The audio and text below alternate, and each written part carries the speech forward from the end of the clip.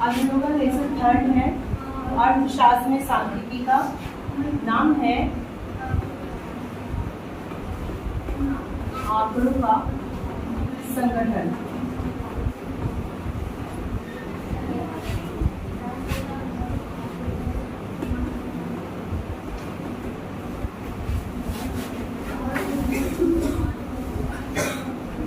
Organisation of data. इससे पहले हम लोगों ने देखा था कि डाटा जो था यानी कि आंकड़े जो थे वो हम लोग इधर ध्यान दीजिए सभी लोग, वो हम लोगों ने इकट्ठा किए थे, कलेक्ट किए थे।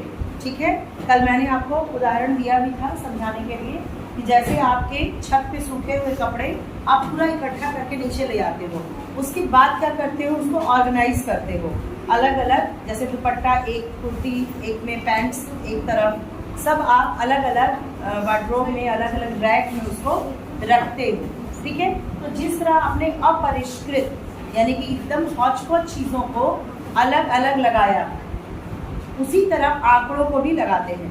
एक और उदाहरण दूंगी और आपको थोड़ा सा क्लियर होगा। जैसे कि आप कबाड़ी वाले को देखते हो, कबाड़ी वाला जब लेने आता है तो प्लास्टिक की चीज़ें, प्लास्टिक में भी जो भी है टूटा फूटा सही वो लेता है, लोहा लेता है, पेपर्स लेता है, प्लेन पेपर जो चिपकने वाले होते हैं वो अलग रेट पे लेता है, कांच लेता है ना, ये सारी चीज़ें वो लेता है। कभी अगर विजिट करने का मौका मिले तो आप कबाड़ वाले का जो पूरा होल जो उसका पूरा गोदाम होता है वहाँ जाइए, वो सारी चीज़ों को पहले रखता है, उसके बाद अलग अलग करता है। प्लास्टिक की चीज़ें अलग रिसाइकिल के लिए जाएंगी, कांच की चीज़ें अलग करता है, वो रिसाइकिल के लिए जाएंगी।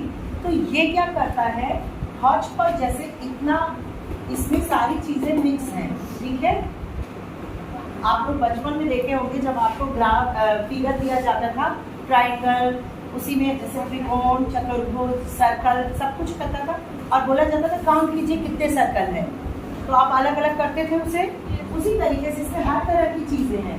अब इसको वो ऑर्गेनाइज करेगा, संगठित करेगा। ये जो हौच-पौच चीज़ें हैं, कबाड़ी वाले को ध्यान करो, प्लास्टिक भी है, कांच भी है, टीन भी है, पेपर्स भी हैं, ये क्या है,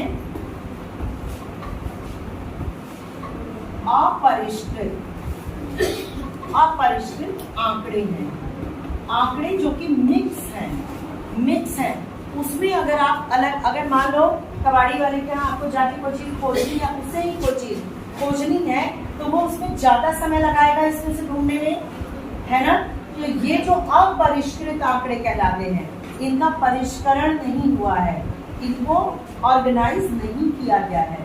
और यही जब अलग अलग वो बांट लेते हैं, यानी कि टीन में रख लिया अलग, प्लास्टिक जो है वो अलग रख लिया डिब्बे में, पेपर है वो अलग रख लिया, तो उसे पहचानने में, कहीं आगे भेजने में आसानी होगी। तो जब अलग अलग इसको हम संगठित कर लेते हैं तो हम साथ साथ में इसको क्या करते हैं, वर्गीकृत करते हैं। ठीक है, और ये जो अपरिष्कृत आंकड़े हैं उनको हम परिष्कृत करते हैं। परिष्कृत और अपरिष्कृत आंकड़े। अपरिष्कृत आंकड़े कैसे होते हैं, जो कि हर तरह के आंकड़े मिले हुए होते हैं। उनको आप अगर अलग करने चलोगे, कुछ खोजने चलोगे तो उसमें बहुत समय लगेगा, बहुत श्रम लगेगा।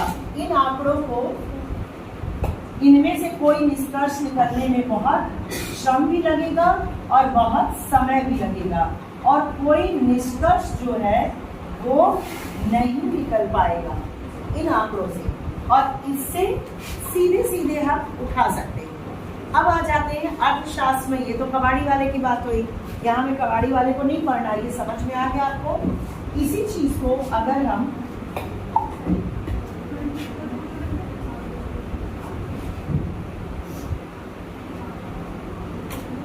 जनसंख्या के तौर पे ले लें, मान लो कि जनसंख्या, आपने शोधकर्ता आप हैं, आप जनसंख्या काउंट कर रहे हैं, तो जनसंख्या इतनी सारी है। अब इसमें जैसे आप ही हो, आप क्लास में हो मान लो, और कितनी लड़कियां हैं, 100 लड़कियां हैं, तो ये 100 क्या हुई, लड़कियां हुई, छात्रा। मान लो इसमें छात्र भी होते तो 100 हम लिखते हैं छात्रा और छात्र दोनों हैं, ठीक। अब ये जो है इसमें से कई चीजें हमें अलग करनी पड़ेगी। मान लो कि हमें ये पूछना है छात्रा कितनी है, छात्र कितने हैं, तो छात्रा मान लो कि 40 है और छात्र है 60। अब इस 60 में से छात्र जो है मान लो एस अक्षर से किनका नाम है, ए से किनका नाम है, बी से किनका नाम है। इसी तरह छात्राओं में हम देख सकते हैं, अलग अलग करते हैं, अल्फाबेटिकली आपका अटेंडेंस होता है। तो वो क्या है, वो वर्गीकरण का एक तरीका है, वो वर्गीकरण का एक तरीका है, ठीक है। ये करने से होता क्या है, आप जाओगे रजिस्टर खोलो अपना अटेंडेंस का और उसमें आपका नाम अगर सरिता है तो आप सीधे एस के पास पहुंचोगे, है ना। वो आसानी होती है खोजने में।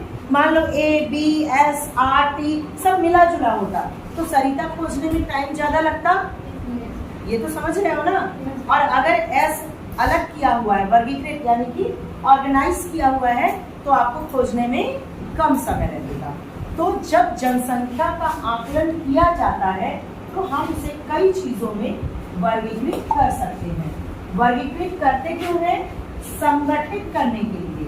संगठित मतलब हमारा कम समय लगे और कम समय में हम किसी निष्कर्ष पे पहुंच सकें, ठीक है। तो ये वर्गीकरण जो होता है कई तरीके का होता है।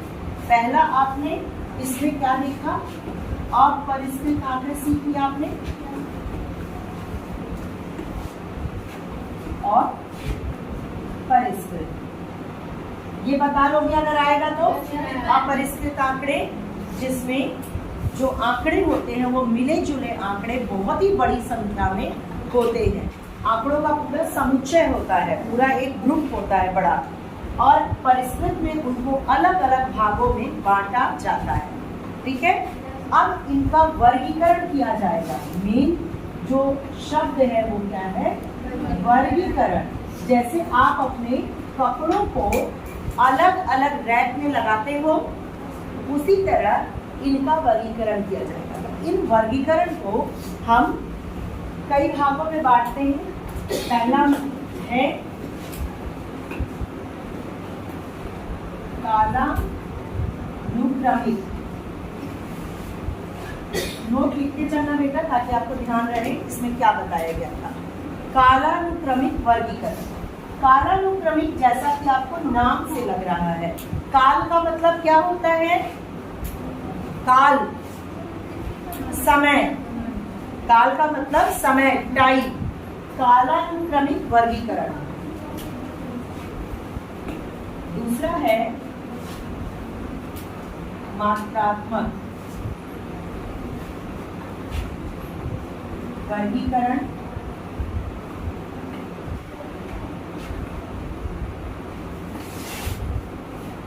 तीसरा है गुणात्मक वर्गीकरण, और चौथा है भौगोलिक वर्गीकरण, ठीक है।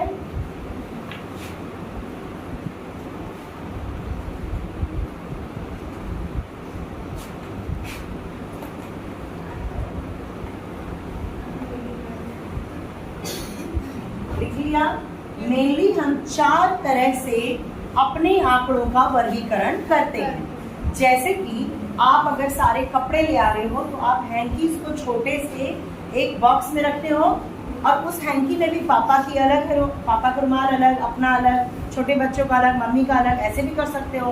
तो आपने उसको ऐसे रखा है। फिर आप अपने मान लो ड्रेसिंग टेबल को कैसे करते हो, कान की इयरिंग्स जो है अलग बॉक्स में, चूड़ियाँ अलग बॉक्स में, मम्मी लोग को भी करते हुए देखा होगा। तो ये आपने कैसे किया, या फिर आप दुपट्टे को अलग करो, या फिर कलर वाइज ड्रेस अलग करो, या फिर सेट लगा के अलग करो, ये आपकी चॉइस है। तो इसी तरह जो सांख्यिकी विद थे, सांख्यिकी के भी जो विद्वान थे, उन्होंने मूल रूप से 4 हमें विभाजन दिया कि आप अपने आंकड़ों को 4 भागों में 4 तरह से बांट सकते हैं। पहला जो है, अब इसको समझते हैं, देखिए आप सबने इसको हम लोग समझते हैं, कालानुक्रमिक वर्गीकरण यानी कि ये टाइम अकॉर्डिंग क्लासिफिकेशन है, टाइम के हिसाब से। टाइम के हिसाब से कैसे होगा, जैसे कि किसी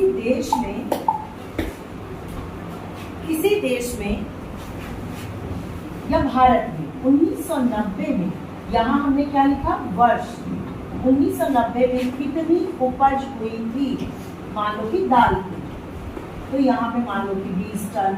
फिर 1991 में कुछ और हुई, 1992 में कुछ और हुई। यहाँ हम क्या देख रहे हैं, वर्ष। वर्ष क्या है, समय। या तो फिर हम इसको वर्ष में देख सकते हैं, या माह में देख सकते हैं, या सप्ताह या दिन में देख सकते हैं। जैसे अगर मैं ये बोलूं कि पिछले सप्ताह या पिछले फ्राइडे को कितनी लड़कियां आई थी स्कूल में या क्लास में, तो पिछले फ्राइडे आप देखेंगी, यानी सप्ताह का हम देखें पिछले एक सप्ताह से कितनी बढ़त हुई। हम जब समय को इसमें जोड़ देते हैं, ये समय आपका क्या हो सकता है, ये समय आपका माह हो सकता है, वर्ष हो सकता है, सप्ताह, दिन, ठीक है, कुछ भी हो सकता है, पाक्षिक हो सकता है यानी 15 दिन पे। तो जो भी चीजें, जो भी वर्गीकरण हम वर्ष के हिसाब से, माह के हिसाब से करते हैं, जैसे अगर हमने ये कहा कि पिछले दिन कितनी बच्चियां थी, तो सबको कैटेगराइज करते हैं। आप अगर रजिस्टर देखो अटेंडेंस का, तो हर दिन का कैटेगराइज है इतनी लड़कियां। सबसे नीचे लिखा रहता है कि 2 तारीख को 40 लड़कियां, 3 तारीख को 42 लड़कियां, इस तरह से पूरी काउंटिंग रहती है। तो हमने किसमें विभाजित किया, काल के हिसाब से, समय के हिसाब से। क्लियर? कोई डाउट? मात्रात्मक वर्गीकरण पे आ जाते हैं, जैसा कि नाम से ही लग रहा है मात्रा से रिलेटेड है। मात्रा, जब हमने यहाँ वर्ष और मात्रा ही तो लिखी थी, टन। जैसे अगर हम ये कहें कि इन सबको एक तालिका में मैं दिखाऊंगी लास्ट में, पहले समझ लो मात्रा। जैसे मैं ये कहूंगी कि 1990 में कितना था, तो आपने कहा 150 टन, तो ये मात्रा है, ठीक है। या फिर केजी या ग्राम, जो मात्रा होती है कि इतने मात्रा के हिसाब से वर्गीकरण हुआ।